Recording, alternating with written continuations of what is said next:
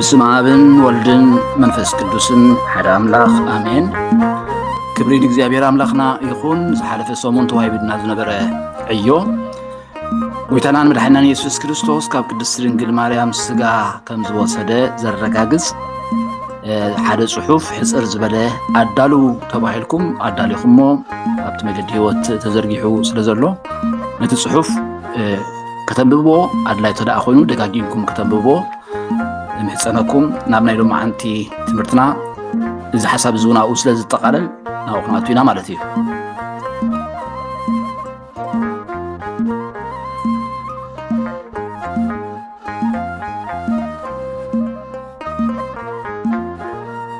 ቀዳማይ ጴጥሮስ ምዕራፍ 1 ፍቅዲ 19 ብዘሎ ጥቕሲ ክንብገስ ኢና ናይ ሎማዓንቲ ትምህርቲ። ቀዳማይ ጴጥሮስ ምዕራፍ 1 ፍቅዲ 19 ከም ብደምተኣበርን ርኽሰትን ዘይብሉ ገንሸል ብኽቡር ደም ክርስቶስ እምበር ብጠፋኢ ነገር ብብሩር ወይስ ወርቂ ከም ዘይደሓንኩም ትፈልጡ ኢኹም ኢሉ ሐዋርያ። ኣበርን ርኽሰትን ዘይብሉ ገንሸል ኢልዎ። ኣበርን ርኽሰትን ዘይብሉ ኣብቲ ናይ ኣምሓርኛ ነውርና እድፍ እንደሌለው ፍርስሓት ርኽሰት ነውሪ ዘይብሉ ኣብቲ ናይ እንግሊዝኛ ድማ without blemish and without spot ኢልዎ ኣሎ። ኣብቲ ናይ ግዕዝ ቁርብ ፍልይ ብዝበለ መግለጺ በክቡር ደሙ ለክርስቶስ ከመዘበግእ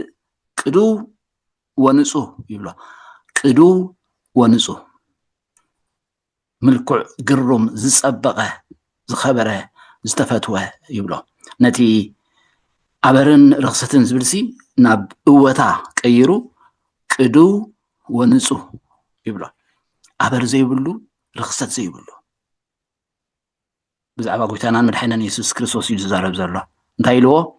ኣበር ርኽሰት ዘይብሉ ክቡር ደም ጎይታናን መድኃኒናን ኢየሱስ ክርስቶስ። እቲ ኣበርን ርኽሰትን ዘይብሉ ገንሸል ናይ ገንሸል ፋሲካ ደቂ እስራኤል መጨረሻ ካብ ግብፂ ክወፁ ከለዉ ናይ መወዳእታ ዝገበርዋ ነገር ገንሸል ሓሪዶም ልዳውቲ ንክልቲኡ ልዳት ናይ ገዝኦም በቲ ደም ምልክት ክገብርሉ ትዝቐዘፍ ድማ ነቲ ደም ምስ ረኣየ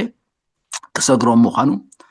ብኡ እቲ ናይ መወዳእታ ዝሰገርሉ ፋሲካ ማለት ምስግጋር ማለት እዩ። ካብ ባርነት ናብ ሓርነት ዝሰገርሉ መዘከሪ እዩ ገንሸል። ኣብ ዘጸአት ምዕራፍ 12 ፍቅዲ 5 ዓመት ዝገበረ ጎደሎ ዘይብሉ ተባዕታይ ገንሸል ይኹነልኩም ይብሎም።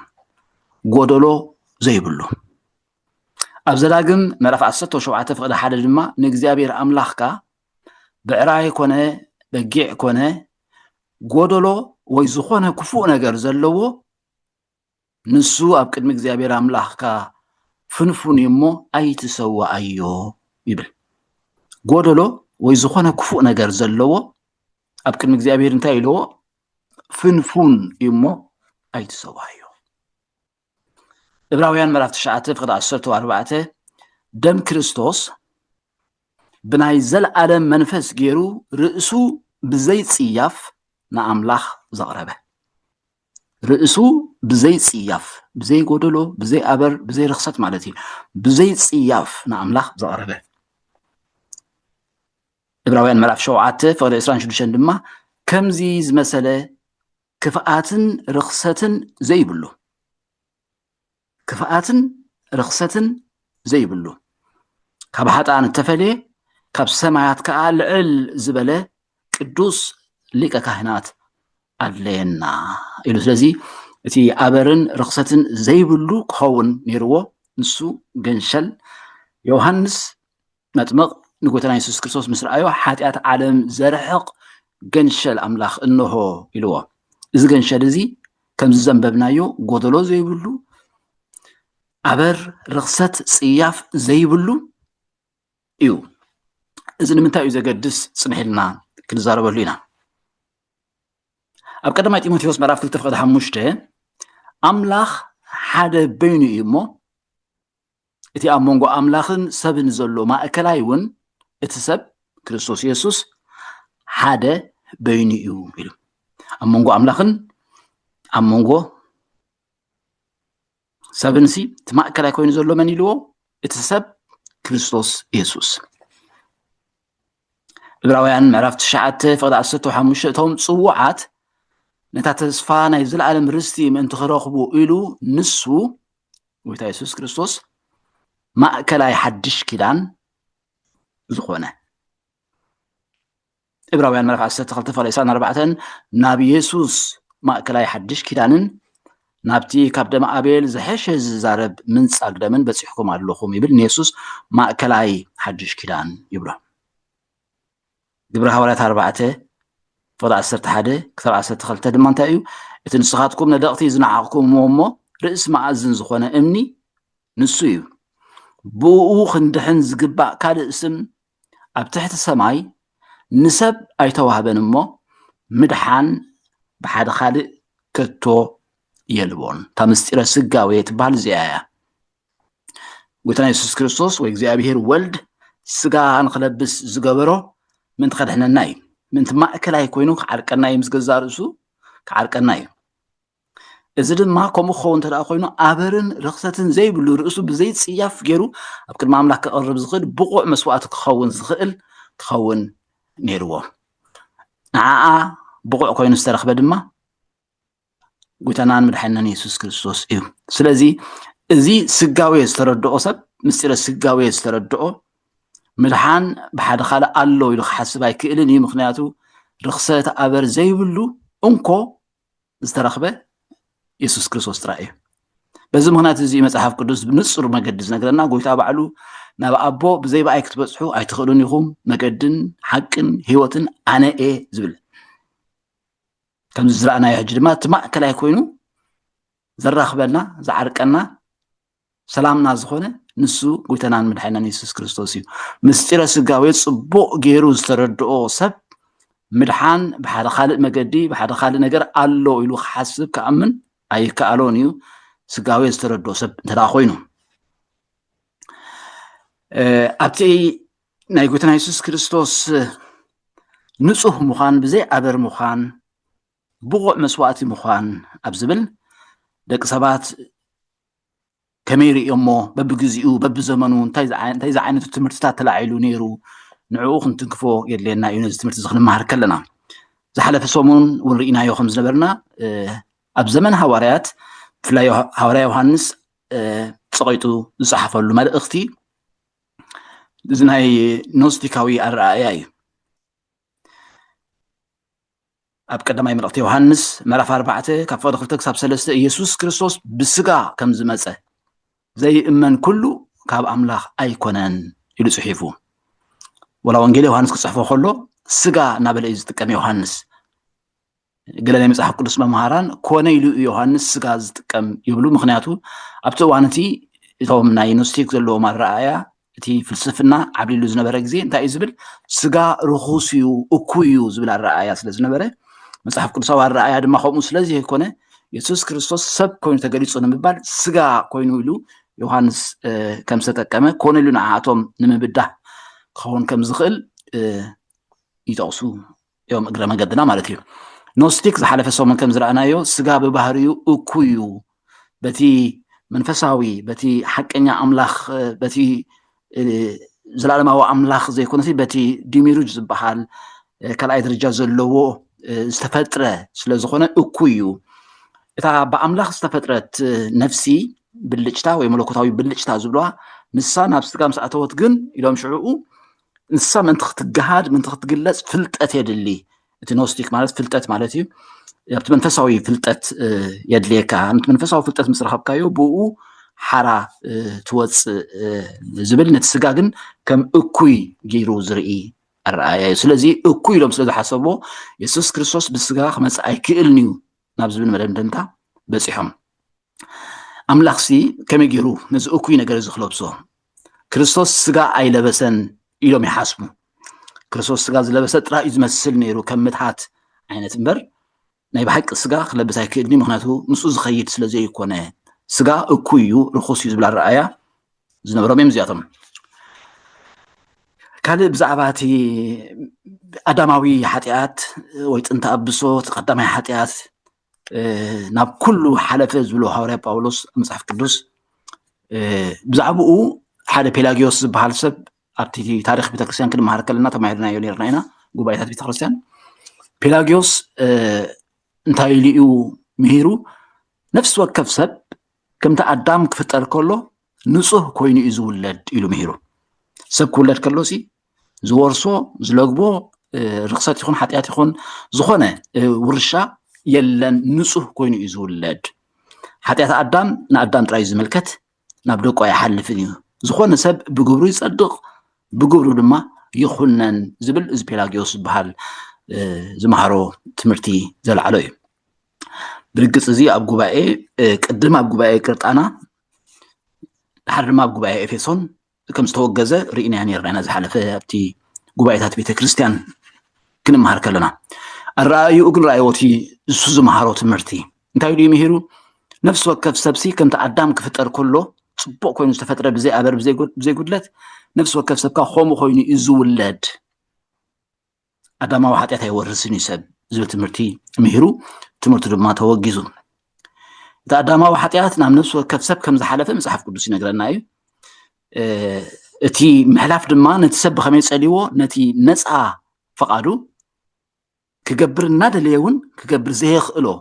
ከምቲ ሐዋርያ ጳውሎስ ኣብ ሮሜ ምዕራፍ 7 ዝፅሓፎ ወይ ኣነ ምግዱር ሰብ ዘበሎ ድሌት ኣሎኒ ምግባር ግና ስኢነ ኣለኹ ይብል ፍቃድ እናሃለዎ ድሌት እናሃለዎሲ ክገብሮ ግና ዘይኽእል እቲ ነፃ ፍቃድ ከማንሲ ነፃ ክኸውን ኣይከኣለን ነቲ ዝደልዮስ ክገብሮ ኣይከኣለን ነቲ ዘይደልዮ እየ ዝገብሮ ዘለኹ ኢሉ ብኣንጻሩ ስለዚ እንታይ እዮም ዝብሉ እዚኣቶም ሕጂ እቶም ኣቦታት ክገልፅዎ ከለዉ እቲ ዝተወርሰ ኣዳማዊ ሓጢኣት ኣብ ኩሉ ሰብ ስለ ዝሓለፈ ንሱ ነቲ ነፃ ፍቃድ ከይተረፈውን ተንኪፍዎ እዩ ስለዚ ሰብ ጸጋ እንተዘይበዚሕሉ ብጸጋ ኣምላኽ እንተዘይኮይኑ ባዕሉ ብዝገብሮ ግብሪ ጽድቂ ክድሕን ኣይክእልን እዩ ምክንያቱ ኩሎም ሓጢኦም ክብሪ ኣምላኽ ድማ ስኢኖም እዮም ሰብ ክድሕን እንተደኣ ኮይኑ ሰብ ምድሓን ክቕበል እንተደኣ ኮይኑ ብጸጋ እግዚኣብሄር ጥራይ እዩ ኢሎም ደምዳሚ ምላሽ ሂቦሞ ድሕሪኡ ሓቲቶሞ ነይሮም ንፔላጊዮስ እንተደኣ ሰብ ንጹህ ከም ኣዳም ንጹህ ኮይኑ ዝውለድ እንተደኣ ኮይኑሲ ስለምንታይ ደኣ ህፃናት ነጠምቕ ኣለና ኢሎም ሓቲቶሞ ፔላጊዮስ እንታይ ኢሉ ይመሊሱ ህፃናት መንግስተ ሰማይ ምእንቲ ከኣትዉ ኢልና ኢና ነጠምቖም እምበር ኣዳማዊ ሓጢኣት ስለ ዘለዎም ኣይኮናን ነጠምቖም ኢሉ መሊሱ እቶም ኣቦታት ግና ኢሎሞ ሰብ ብጸጋ ኣምላኽ እዩ ዝድሕን ነቲ ሰናይ ግብሪ ነታ ሰናይ ግብሪ ትገብር እምነት ክትህልዎ ተደኣ ኮይና እታ ብግብሪ እትዓይ እምነት ክትህልዎ ተደኣ ኮይና ካብዚ ኣዳማዊ ውርሻ ሓጢኣት ካብኡ ነፃ ክኸውን ስለ ዘለዎ ካብኡ ነፃ ክኸውን መንፈስ ቅዱስ ድማ ምእንቲ ክቕበል ኢና ንህፃናት ነጠምቆ ኢሎም ከም ዝመለስሉ ኣብቲ ታሪክ ንሪኦም ስለዚ እዛ ናይ ፔላጊዮስ ኣረኣእያ ኣይሓልፍን እዩ ሓጢኣት ዝብል ትንክፍ ተቢልና ተርኢና እያ ናይ ኣቦታት መልሲ ድማ መእሰሪኡ እንታይ እዩ ነይሩ ጸጋ እዩ ንሰብ ብቑዕ ዝገብሮ እምበር ብገዛእ ርእሱ ንጹህ ኮይኑ ዝውለድ የለን ዝብል መልሲ ተዋሂቦ ማለት እዩ ድሕሪኡ ምስ ኣተኣሳሲርና ክንሪኦ ዘለና ድማ እቲ ኣዳማዊ ሓጢኣት ናብ ኩሉ ሰብ ይሓልፍ እዩ ስለዚ ድማ የሱስ ክርስቶስ ሰብ ኮይኑ እንተደኣ መፅኡ እቲ ኣዳማዊ ሓጢኣት ክሓልፎ እዩ እዚ ኸ ከመይ ክኸውን እዩ ዝብል እዩ ናብ ኩሉ ሰብ ዝሓልፍ ተደኣ ኮይኑ የሱስ እውን ሰብ ኮይኑ ስለ ዝተወልደ ክሓልፎ እዩ ከመይ ክኸውን እዩ እዚ ዝብል እዩ ኣብዚ ሕጂ እቲ ብፍላይ ብካቶሊካዊት ቤተ ክርስቲያን እቲ ኢማኩሌት ኮንሰፕሽን ዝበሃል ቅድስቲ ድንግል ማርያም ሲ ንየሱስ ክትወልድ ተደኣ ኮይና ንሳ ንቅድም ክትነፅህ ነይርዋ ንፅህቲ ኮይና ክትርከብ ነይርዋ ካብ ዝብል ሓሳብ ካብ ማህፀና ኣዲኣ ኣትሒዛ እግዚኣብሄር ሲ ሓሊዋ እዩ ኣዳማዊ ሓጢኣት ዝበሃል ናብኣ ከምዘይሓልፍ ገይሩ ከልኪልዎ እዩ ብዘይ ኣዳማዊ ሓጢኣት ብንፅህና ኣተወሊዳ ዝብል ትምህርቲ እዩ እዚ ኢማኩሌት ኮንሰፕሽን ዝብል እቲ ኣረኣእያ ካብ መጀመርያ ካብ ቅድማ ትሒዙ ዝነበረ እኳ ትኾነ ብፍላይ ድሕሪ ጉባኤ ኤፌሶን በዓል ቅዱስ ኤፍሬም ዝበሃሉ ናይ ሶርያ استفلا لي أبوتات ناي قدس دنجل مريم وداسي مسغانا غلا خغبر خلو ببزح نجر اتي دنجل بهليناچي ودنجل بسغاچي نصحن صحان قدس تقدسان غلز بالمغلصيتات نسو يتقاملو نيروميم اتي بوقعي كم ناي كاثوليكاوي امنت كوينو بوقعي استاوجلو غنا على شمونته تحساس شحن شمونته ميتن 54 عمته مرت مخانو ينقرنا مالتي باباس بيوس تاشعي ابزنبرلو ناي كاثوليكاوي بيتكريستيان زغاق نميتن 72 عمت مالتي حجي لذا 200 عمتات وناي ملئنا له مالتي ابزي اتناي ايماكوليت كونسبشن ቅድስት ድንግል ማርያም ብዘይ አዳማዊ ኃጢአት እያ ተወሊዳ ዝብል ብወግዒ ናይ እምነት አንቀጽ ኮይኑ 1854 ከም ዝተኣወጀ ኣብ ታሪክ ንረኽቦ ማለት እዩ ኣቀዲሙ ዝነበረ ብዙሕ ክትዓትን ብዙሕ ገረን ነይሮ ብዙሓት ናይ እምነት ኣቦታት ዝተፈላለዩ ኣረኣያታት ይህብሉ ፀኒሖም 1854 ብወግዒ እቲ ኢማኩሌት ኮንሰፕሽን ዝበሃል ወይ ከዓ ድንግል ማርያም ብዘይ አዳማዊ ኃጢአት ተወሊዳ ዝብል كم صدقه نريو نفس وقف عمت على شمونته ديسمبر وتحساس ناتو ناي ايماكوليت كونسبشن اب كاثوليكاويت بيت كريستيان كم عمتاو بعل كوينو يبعلي مالتي شمونته تحساس تاستاوجت لا معلت مالتي زي ناي ايماكوليت كونسبشن زبحال ناي مبراقن اورينتال اورثودوكسن نتمرتي أي قبلونين أورينتال أرثوذكس هجي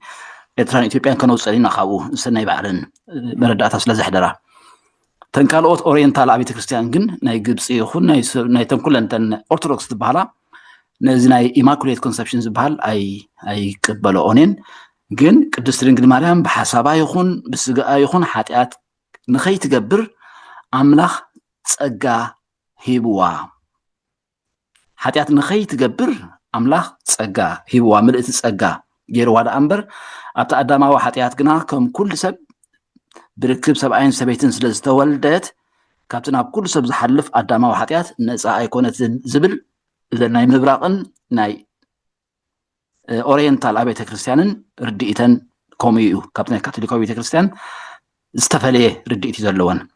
أملاخ حلي وايو حاتيات نخي تقبر تسقى جناخه اتي ادماو حاتياتنا كل زحلف جنا نساون كابانا ديان بسغا بركابي سغا سلستولدت نسو جنا كابو نصا ايكونتن زبلي ارثوذكس وهاري بيت كريستيان ايرتران ايثيوبيان جنا كاب كل محبر ارثوذكس بتفليو كمتي كاثوليكاويت بيت كريستيان تامنو يا امنا زي يا امنا اللي خم ندمو عين خلينا مخنياتو ابتي درجه سينودوس بغوباي ترايو حدا وساني ዝተወሰነሉ ስለዚ ይኮነና ኣብነት ናይ ኢትዮጵያ ፓትርያርክ ዝነበሩ አቡነ ጳውሎስ እታ ናይ ዶክተሬት ቴሲስ ዝጽሓፍዋ ፍልሰታት بالمصحف ንሳ ብዛዕባ እዚ ትንትንያ ኣብኡ ዘሎ ናይ ኢትዮጵያ ቤተክርስትያነት ነገር ዝኸመይ ከም ትሪኦ ሰፊሕ ትንታነ ኣቕሪቦም ኣለዉ ኣንቢብኩም ኣትኾንኩም ጽቡቕ እዚ ኣንቢብኩም ከዓ ከተንብብዋ ተባባዕኩም ማለት ብእንግሊዝኛ ዝተጻሕፈ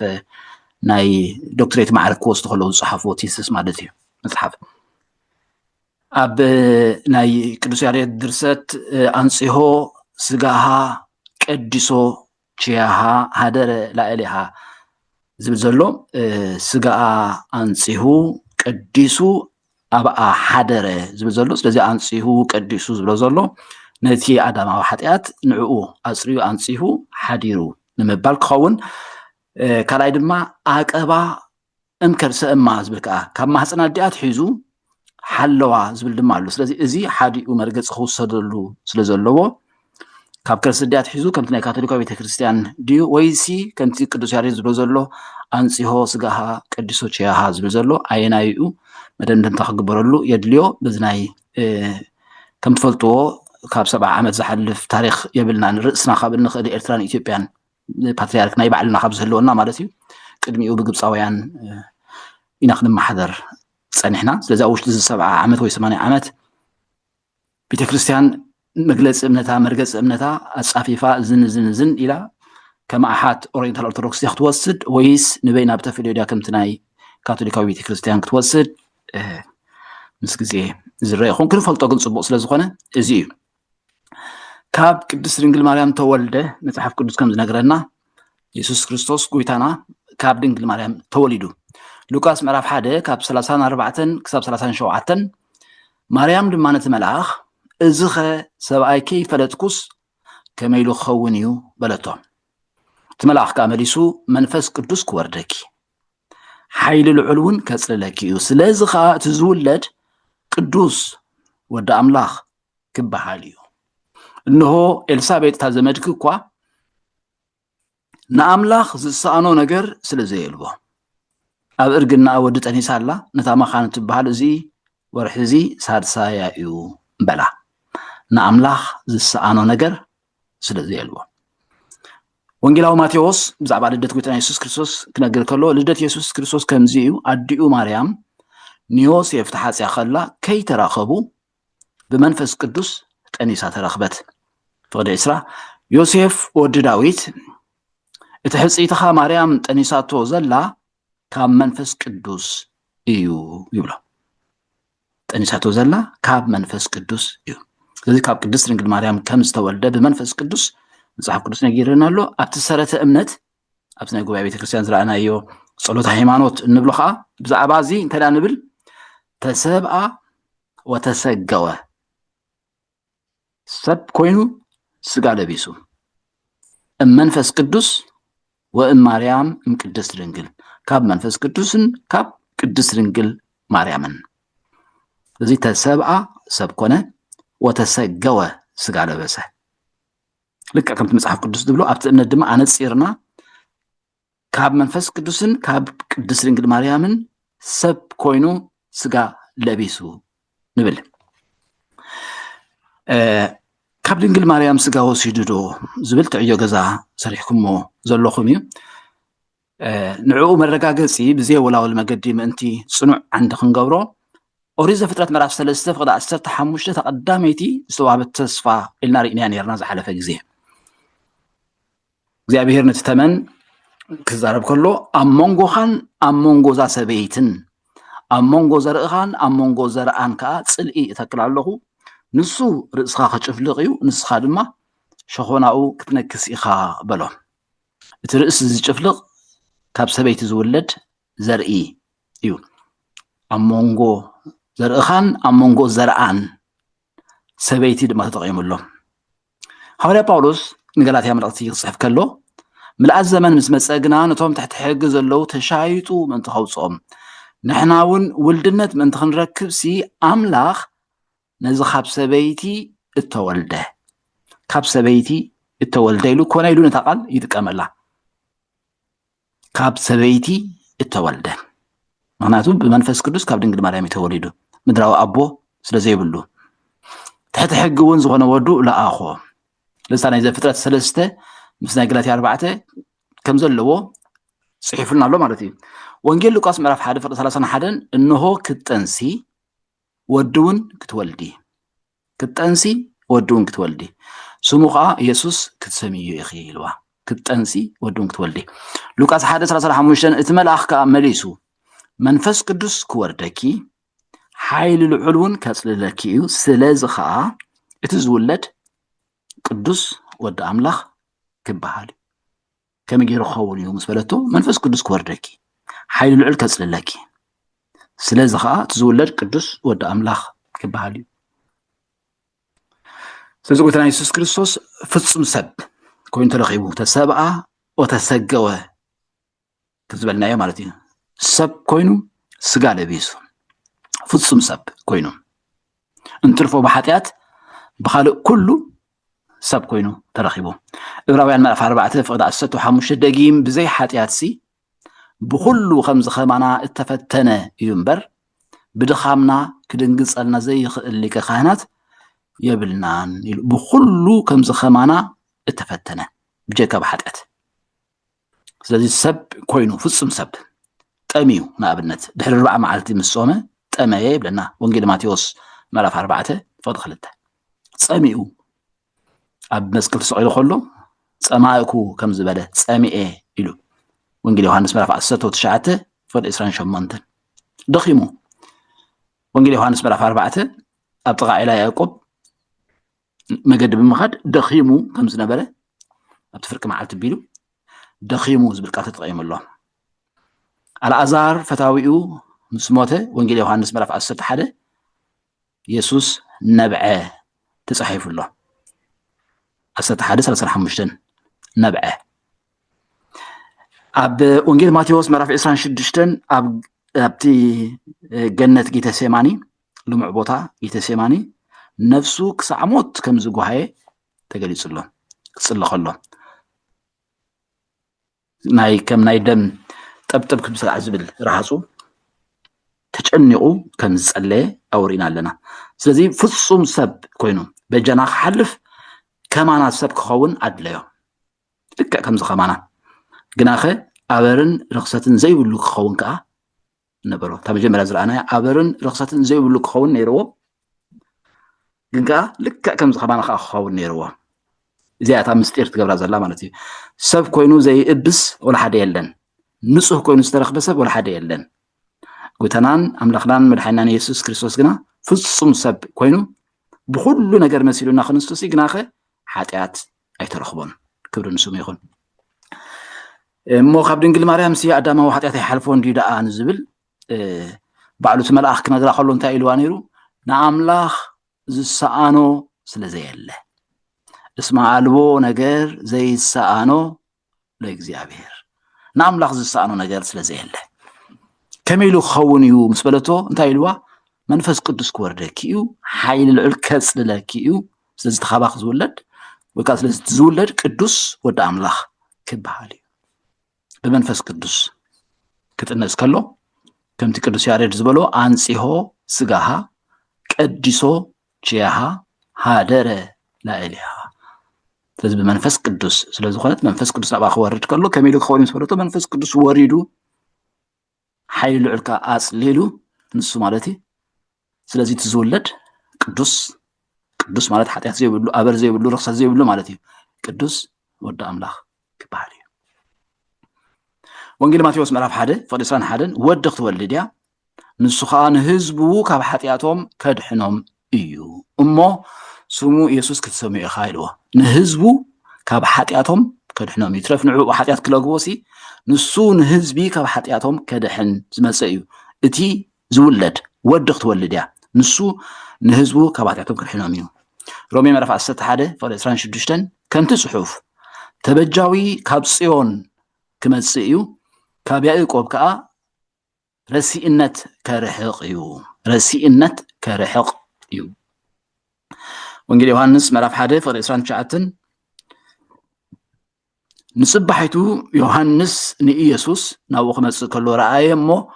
እነሆ ኃጢአት ዓለም ዘርሕቕ ገንሸል ኣምላኽ በለ እንታይ ዝገብር ኢልዎ ኃጢአት ዓለም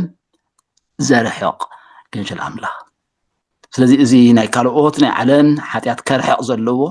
ረሲእነት ካብ ያዕቆብ ከርሕቕ ዘለዎ ንህዝቡ ካብ ኃጢአቶም ከድሕኖም ዘለዎ ከመይ ኢሉ ክውለድ ከመይ ክኸውን ኢላ ድንግል ማርያም ምስ ሓተተት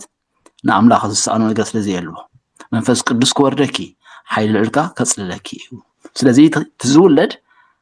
ቅዱስ ክኸውን ቅዱስ ኃጢአት ዘይብሉ ኣበር ዘይብሉ ርክሰት ዘይብሉ ወዲ ኣምላኽ ክበሃል እዩ ስለዚ ኣብቲ ታሪክ ቤተክርስትያን ርኢና ከም ዝነበርና ኢየሱስ ክርስቶስ ፍጹም ኣምላኽ ኣይኮነን ዝብሉ በብግዚኡ ተላዒሎም ነይሮም እዮም መቸም ፍጹም ኣምላኽ ፍጹም ሰብ እንዲ ፍጹም ኣምላኽ ኣይኮነን ዝብሉ ተላዒሎም ነይሮም መጀመርያ ኣርዮስ እዩ ኣርዮሳዊ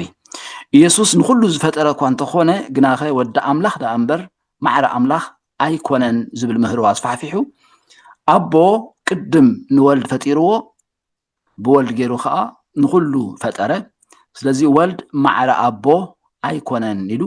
ፍጹም ኣምላኽ ኣይኮነን ኢልዎ ማለት እዩ ኣርዮስ ድሕሪኡ ምስኡ ኣብቲ ከባቢኡ ስላዕሉ ድማ ንፍቂ ኣርዮሳዊ ፍርቂ ማለት እዩ ከም ናይ ኣርዮስ ሓሳብ ኢየሱስ ወዲ ኣምላኽ ምስ ኣቦ ይመሳሰል እዩ ዝብሉ ተላዒሎም ማለት እዩ ማዕረ ኣይኮነን ኢሉ ኣርዮስ እዚኦም ከዓ ይመሳሰል እዩ ግናኸ ማዕረ ኣቦ ኣይኮነን ማዕረ ኣቦ ኣይኮነን ግን ምስኡ ይመሳሰል እዩ ኢሎም ኣብቲ ማዕረ ኣቦ ኣይኮነን ዝብል ተሰማሚዖም ምስ ኣርዮስ ካብ ኣርዮስ ዝፈልዮም ግና እንታይ ነይሩ ወልድ ምስ ኣቦ ይመሳሰል እዩ ምባሎም እዩ ካልእ ትናይ ኣይመሳሰልን እዩ ዝብል ኤውኖሚያን ያንሳዊ ዝበሃል ኣረኣያ እዚ ናይ ግሪክ ቃል ስለ ዝኾነ እዩ ኣይመሳሰል ዘይመሳሰል ማለት እዩ እዚ አንጻር እምነት ንፍቃሪዮስ ኮይኑ ወልድ ምስ ኣቦ ኣይመሳሰልን እዩ ንወልድ ናብ ህላወ ዘምፅኦ ኣብ እዩ ወልድ ናይ ርእሱ ህላውነት የብሉን ብምባል ኣብ ምህሮ ኣርዮስ ሓቢሮም ማለት ስለዚ እዚ ኣረኣያታት እዚ ኢየሱስ ክርስቶስ ፍጹም ኣምላኽ ኣይኮነን ዝብል ኣረኣያታት እዩ ኣብቲ ጉባኤ ኒቅያ ከምኡ ድማ ጉባኤ ቁስጥንጥንያ ግን ውዱእ መልሲ ተዋሂቦም ብፍላይ ኣብቲ ጸሎተ ሃይማኖት እንብሎ ድማ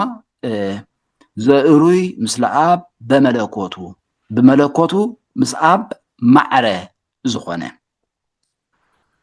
ዝብል ደምዳሜ መልሲ ተዋሂቡ ማለት ኢየሱስ ክርስቶስ ፍጹም ኣምላኽ እዩ ዘእሩይ ምስለ ኣብ በመለኮቱ ምስ ኣቦ ማዕረ ዝኾነ ካልኦት ድማ ፍጹም ሰብ ኣይነበረን ዝብሉኻ ነይሮም ፍጹም ኣምላኽ ኣይነበረን ርኢና ኣለና ፍጹም ሰብ ኣይነበረን ዝብሉኻ ነይሮም ኣጶሊናሪዎስ ሓደ ካብኣቶም እዩ ክርስቶስ ፍጹም ሰብ ኣይነበረን ዝብል ምህሮ ምሂሩ ፍጹም ኣምላኽ እወ ፍጹም ሰብ ግና ኣይነበረን ኢሉ ክርስቶስ ስጋን ነፍስን ነይርዎ ንኣብነት ሰብ ክንብል ከለና ስጋ ነፍሲ መንፈስ እንዲ ዘለዎ ሰብ ኣብ ክርስቶስ ግና ኢሉ ስጋ ነፍሲ መለኮት እዩ ነይሩ ሕጂ ኣእምሮ ትኽውስን ዝኽእል ወይ ትኽፍተን ዝኽእል ኣእምሮ ንሱ ኣብ ኢየሱስ ክርስቶስ ኣይነበረን ኢሉ ምሂሩ ኣእምርኡ መለኮት እዩ ነይሩ ከምዚ ኸማና ክፍተን ኣይክእልን እዩ ማለት እዩ ስለዚ ፍጹም ሰብሲ ኣይነበረን ስጋ ነይርዎ ነፍሲ ነይርዎ ግን ኣእምርኡ መለኮት ስለ ዝኾነ ከም ሰብ ኣይኮነን ነይሩ ነዚ ድማ በዓል ጎርጎርዮስ ዘእንዚናዙ እቲ ዘይተዋሃደ ኣየድሕንን እዩ ክርስቶስ ንወዲ ሰብ ሙሉእ ብምሉእ ንምድሓን ሙሉእ ሰብነትና ክለብስ ነይርዎ ኣእምሮና ሓጢኣት ዝውለደሉ ቦታ ስለ ዝኾነ ክርስቶስ ናይ ሰብ ኣእምሮ ለቢሱ እንተዘይቀዲስዎ ኣእምሮና ኣይምድሓንን ነይሩ ኢሎም በዓል ቅዱስ ጎርጎርዮስ ዘእንዚናዙ መሊፆም ኣብ ዕብራውያን 9:14 ደም ክርስቶስ ብናይ ዘለዓለም መንፈስ ገይሩ ርእሱ ብዘይፅያፍ ንኣምላኽ ዘቐረበ ግዳ ንስኻትኩም ንህያው ኣምላኽ ከተገልግሉ ክንደይ ኣዝዩ ንሕልናኹም ካብ ምዉት ግብሪ ዘየንጽሖ ስለዚ ደም ክርስቶስ ንሕልና ካብ ምዉት ግብሪ የንጽህ እዩ ኢየሱስ ክርስቶስ ድማ ፍጹም ሰብ ከም ዝነበረ ኢና ንርኢ ፍላቲ ውሳኔ ድማ ተሰብአ ወተሰገወ ኮነ ብእሴ ኢሎም ኣለዉ ኣብቲ ጸሎት ሃይማኖት ማለት እዩ ተሰብአ ሰብ ኮይኑ ወተሰገወ ስጋ ለቢሱ ኮነ ብእሴ ሰብ ኮይኑ ኣብ ጸሎት ሃይማኖት ተደጋጊሙ ተጠቂሱ ዘሎ ቃል እዚ ፍጹም ሰብ እዩ እዚ ትምህርቲ እዚ ናይ ኣጶሊናሪዮስ ኣብ 371 ዓመተ ምህረት ኣብ ዝተኻየደ ቀዳማይ ጉባኤ ቁስጥንጥንያ ብወግዒ ተኾኒኑ እዩ ክርስቶስ ፍጹም ኣምላኽ ጥራይ ዘይኮነስ ፍጹም ሰብ ምሉእ ስጋ ምሉእ ነፍሲ ምሉእ ኣእምሮ ዘለዎ ምዃኑ ተነጊሩ ስለዚ ተፈቲኑ እዩ ብኩሉ ከምዚ ኸማና ሓጢኣት ጥራይ ዘይገበረ ካልእ ከዓ መለኮትን ትስብእትን ዝፈላለዩ ድማ ከም በዓል ንስጥሮስ ኢየሱስ ክርስቶስ ኣብ ሓደ ሰብነት ዝነብር ክልተ ዝተፈላለዩ ኣካላት ፐርሰንስ እዩ ኢሉ ምሂሩ እቲ ሓደ መለኮታዊ ኣካል ወዲ ኣምላኽ እቲ ካልኣይ ድማ ሰብኣዊ ኣካል ወዲ ማርያም እዞም ክልተ ኣካላት እዚኣቶም ብፍቓድን ብስምምዕን ከም ሞራል ዩኒየን እምበር ብተዋህዶ ሓደ ኣካል ኣይኮኑን ልክዕ ከም ሓደ ሰብ ኣብ ቤት ዝነብር መለኮት እውን ኣብቲ ሰብ ኣብ ኢየሱስ ሓዲሩ እዩ ዝብል እምነት ነበሮ ስለዚ ናብ ክልተ ፈላልይዎ ማለት እዩ እቲ መለኮታዊ ኣካል ወዲ ኣምላኽ እቲ ካብ ማርያም ዝውለድ ድማ ሰብ ማርያም ነቲ ሰብ ንኢየሱስ እያ ወሊዳቶ እምበር ነቲ መለኮት ንኣምላኽ ክትወልዶ ኣይትኽእልን እያ ስለዚ ንማርያም ወላዲተ ሰብ ክሪስቶቶኮስ እምበር ወላዲተ ኣምላክ ቴዎቶኮስ ክንብላ ኣይግባእን እዩ ይብል ነይሩ ነቲ መለኮት ዘለዎ ዝተዋሃዱሲ كحوسو يدلين كفلاليو دليو تخمالا مستولد السبي إتزل ما ود أملاح دما ملكوت نسي تزي مريم نت السبي وليد أمبر نتي ملكوت استحوسو أي ولدتن إلو فلاليو مالتي إذا ما نت ملكوتن تسبئتن فلاليو كامر أيز مسه وصيتيو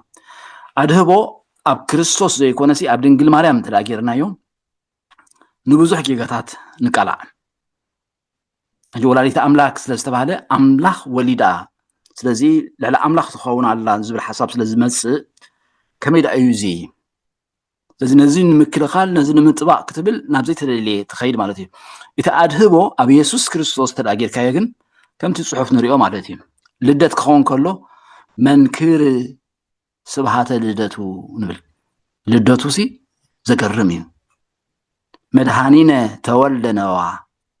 إيزيني لسلام نتلوا مدحانينا لوم تولدوا إنه تولدوا رئيو نولوت أيكوتو ملائكت قاصوت رئيمو ملائكت ودي سمو سبعة سجل أمسو أولوتو قادا سبعة سجل كبري مبا هياب أمسي أمولو تي أدهبو تريو لخندو أدهبو أب كريستوس يزخون زلو منكر سبحات لدتو مقرمي مدنقيو ስለዚህ ከምቲ ጳውሎስ ጽሒፍዎ ዘሎ ከምቲ መጽሓፍ ቅዱስ ጽሒፍዎ ዘሎ ትምድብ ግዜ ምስ ኣኸለ ተወልደ ካብ ሰበይቲ ተወልደ ኣድህቦ ማእከላይ ኣተሓሳስባና ኢየሱስ ክርስቶስ ክኸውን እዩ እቲ ማእከላይ ንሱ ስለ ዝኾነ ኣብኡ ኢልና ክንህብ ዘለና እቲ ኣድህቦ ኣብቲ ማእከል ንቅድስቲ ድንግል ማርያም ተላእ ጌርናያ ግን ንብዙሕ ስሕተታት ንብዙሕ ጌጋታት የቃልዓና ማለት እዩ ኣይ ቲንክ ናይ ንስጥሮስ ተቐንዲ መጋገይኡ ምክንያት ከመይ ጌርና ከምዚ ንብል ማርያም ከመይ ጌርና ኣምላኽ ትወልድ ዝብል ሓሳብ ከይኮነ ኣይተርፍን እያ ክንዲ ንኣምላኽ ዝሰኣኖ ስለዘየለ እቲ መለኮት ዝተባሃለ ተወሊዱ ክንምባል ቅዱስ ወዲ ኣምላኽ ተወሊዱ ክንምባል ናብኣ ስለ ዝገበሮት ሓሳብ ከመይ ጌራ ሰብ ንኣምላኽ ትወልዶ ኣብ ዝብል ዝተጋገየ ኮይኑ ኣነ ክሪኦ ከለኹ ብከምኡ ዝተጋገየ ኮይኑ ይስማዓኒ ስለዚ ንሕና እውን ምእንቲ ከይነጋገ ኣድህቦና ኩሉ ግዜ ኣብቲ ምእንታና ዝመፀ ዝተሰቕለ ዝሞተ ዝተንስአ ዳግማይ ድማ ዝመፅእ ኣብ ኢየሱስ ክርስቶስ ክንገብር ጠመተና ክላበደሉ ማለት እዩ ካልእ ኤውጣኮስ ዝመሃሮ ትምህርቲ እዩ ትዝክርዎ ትኾኑ ኢኹም ኣብቲ ትምህርቲ ክንመሃር ከለና ኤውጣኮስ ሓደ ሓሳብ ይምፅኡ ንትምህርቲ ንስጥሮስ ነቲ ንመለኮትን ትስብእትን ዝፈላለ ትምህርቲ ንዕኡ ኣመና ክቃወም ክብል መለኮት ኣብ ስጋ ምስ ሓደረ እቲ ስጋ ብመለኮት ተዋሒጡ ጠፊኡ እዩ ስለዚ ክርስቶስ ንጽል ባህሪ ሓደ ሰብነት እዩ ብምባል መሃረ እቲ ሰብኣዊ ባህሪ እቲ ትስብእት በቲ መለኮታዊ ባህሪ ተዋሒጡ እዩ ስለዚ ክርስቶስ ንጽል ባህሪ ታንጽል ማለት እዚ መለኮት ጥራይ እቲ ስጋ ጠፊኡ እዩ ምሳሌ ሂብዎም ነይሩ ገሊኦም ኣቾቶ ይብሉ ገሊኦም ከዓ ፀባ ይብሉ ግን ሓንቲ ሊትሮ ፀባ ኣብ ውቅያኖስ ተላኣፍሲስካያሲ እቲ ውቅያኖስ እዩ تا ليترو ግን ውል ሓንቲ ይኮነትን ኣብኡ ምስ ኣተወት ትጠፍያ መለኮት ድማ ወሰን ደይብሉ ስለ ዝኾነ ናብ ስጋ ምስ መፀት ስጋ ጠፊኡ መለኮት ጥራይ ኮይኑ ዝብል ትምህርቲ ኣልዒሉ ንንስጥሮስ ክቃወም ክብል እዚ ትምህርቲ እዚ ኣቀዲሙ በዚ ኣብ ስእሊ ዝረአየና ዘሎ ንኣውጣኪ ዝወገዘ ፍላቪያን ዘቁስጥንጥንያ ተወጊዙ ትምህርቲ ድሒሩ 449 ኣብ ካልኣይ ጉባኤ ኤፌሶን ጉባኤ ፈያት ተባሂሉ ዝተነጽገ እቲ ውግዘቱ ተላዒሉ ተኣሪሚኡ ከምኡ መሃረን ተባሂሉ ማለት እዩ ዳሕራይ ግና ኣብ ዓመት 451 ብጉባኤ ኬልቄዶን ከምኡ ድማ በቲ ዝመለሶ ዲዮስቆሮስ እውን ብክልቲኦም ተወጊዙ እዚ ናይ ኤውጣኮስ ትምህርቲ ናይ ኤውጣኮስ ትምህርቲ እንታይ እዩ ዝብል ኢየሱስ ክርስቶስ መለኮት ስለ ዝኾነ እቲ መለኮት ናብ ስጋ ምስ መፀ እቲ ስጋ ጠፊኡ እዩ መለኮት ጥራይ ተሪፉ ንጽል ባህሪ እዩ ዝብል ፍጹም ሰብ ኣይኮነን ዝብል ማለት እዩ እዚ ከዓ ጉጉይ ስለ ዝኾነ ክንፈልጦ ጽቡቕ እዩ እቲ ቃል ስጋ ኮነ ምስጢር ስጋዊ እዚኣ እያ እቲ ቃል እንታይ ኮይኑ ስጋ ኮይኑ ኮነ ክብል ከሎ ግና ብዘይ ምሕዋስ እቲ መለኮት እዩ ስጋ እዩ መለኮት ናብ ስጋ ኣይተቐየረን ስጋ ከዓ ናብ መለኮት ኣይተቐየረን እንበለ ትምህርት ብዘይ ምሕዋስ እንበለ ውላጤ ብዘይ ምልዋጥ እንበለ ትውስት ብዘይ ምክፋል እንበለ ፍልጠት ብዘይ ምፍልላይ ስለዚ ከይተሓዋወሰን ከይተፈላለየን ተሓደ ናብ ተሓደ ከይተቀየረ ብተኣቅቦ ፍጹም ውህደት ብምግባር እቲ ቃል ስጋ ኮነ ንብል ኣብ መጽሓፍትና ናይ ቅዳሴ ኣብ ኩሉ ጸሎት እንጥቀመሉ ወረሰዮ ኣሃደ ምስለ መለኮቱ ዘእንበለ ትውስይት ወይ ትድምርት ዘእንበለ ፍልጠት ወይ ውላጤ ኢልና ብዘይ ምትሕዋስ ብዘይ ምልዋጥ ብዘይ ምክፋል ብዘይ ምፍልላይ ሓድነቱ ዓቂቡ እቲ ቃል ስጋ ኮነ ንብል ምን ትምርሐና ዝተገልጸ ስለ ዝኾነ ድማ ምስጢረ ስጋዌ ኣዝዩ ኣገዳሲ ትምህርቲ እዩ እግዚአብሔር ይመስገን እግዚአብሔር ይባርክኩም ዕዮ ገዛ ከምዚ ኢልና ክንዓይ ዝምድና ምስጢረ ስጋዌን ምስጢረ ስላሴን ክልቲኡ ተማሂርና ስለ ዘለና ሕጂ ምስጢረ ስጋዌ ተማሂርና ወዲና ኣለና ምስጢረ ስላሴ ድማ ዝሓለፈ ተማሂርና ወዲና ነርና ምስጢረ ስጋዌ ብዝግባእ ምርዳእ ንምስጢረ ስላሴ ብዝግባእ ንኽንርዳእ ብኸመይ ይሕግዘና ምስጢረ ስጋዌ ጽቡቕ ኢልካ ንተረዲእኻዮሲ ንምስጢረ ስላሴ ብዝግባእ ንኽትርድኦ ብኸመይ ይሕግዘካ ወይ በአንጻሩ ምስጢረ ስላሴ ብዝግባእ ንሕና ተረዲእኻዮ ኣብ ወልድ መንፈስ ቅዱስ ይስየለሱ በአካላት ወይ ተዋህዱ በመለኮት ዝብል ጽቡቕ ኢልካ ተረዲእኻዮሲ ንምስጢረ ስጋዌ ፍጹም ኣምላኽ ፍጹም ሰብ ዝብል ንኽትርድኦ ብኸመይ ይሕግዘካ ተሕቶ ዘይነፀረ ተዳ ኮይና ዳሕራይ ክትደግምሉ ኢኹም ግን ቀዳመይ ትገብርዋ ነገር እንታይ ምስጢረ ስጋዌ ብዝግባእ ምርዳእ ንምስጢረ ስላሴ ብዝግባእ ንኽንርድኦ ብኸመይ ይሕግዘና እዚኣ ትምልስዋ ወይ ከዓ በአንጻሩ ምስጢረ ስላሴ ብዝግባእ ምርዳእ ንምስጢረ ስጋዌ ብዝግባእ ንኽንርድኦ ብኸመይ ይሕግዘና ስለዚ ሓደ ምስጢረ ስጋዌ ተማሂሩ ዝወድአ ምስጢረ ስላሴ ንኽርድኦሲ ከመይ ይሕግዞ እቲ ምስጢረ ስጋዌ ወይ ከዓ ሓደ ምስጢረ ስላሴ ተማሂሩ ዝወድአ ንምስጢረ ስጋዌ ንኽርድኦሲ ከመይ ይሕግዞ እቲ ምስጢረ ስላሴ እዚኣ እያ ዕዮ ደጋጊምኩም ከተንብብዎ ክንፅረልኩም ተስፋ ገብር ተዘይኮይኑ ከዓ ክትሓትኑ እውን ትኽእሉ ኢኹም ኣብዚ ድማ ሓደ ቀንጫን ብጫን ዘዕልዎ ዘለዎ ዕላል ኣሎ ተሓቶላ ብጫ እንታይ ኢላ